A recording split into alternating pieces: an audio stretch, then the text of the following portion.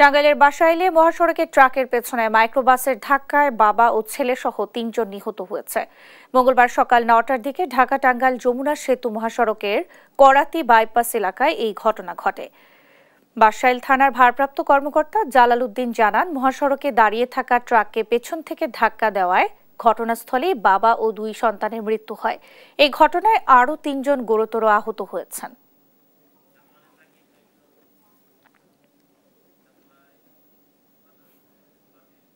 আজকে সকাল ৯ ঘটিকার সময় ঢাকা থেকে 8:30 মাইক্রোবাস করাতিপাড়া বাইপাসে আসার পরে এখানে সার্ভিস লেনে দাঁড়ানো ছিল একটা ট্রাক। এই মাইক্রোবাসের নিয়ন্ত্রণ হারিয়ে ট্রাকের পিছনে মেরে দিয়ে ঘটনা ঘটে। ঘটনাস্থলেই বাবা 2 ছেলে স্পট ডেথ মারা যায় এবং অন্য 3 জন বাচ্চা সহ অন্যরা টাঙ্গাইল সদর হাসপাতালে চিকিৎসাধীন আছে।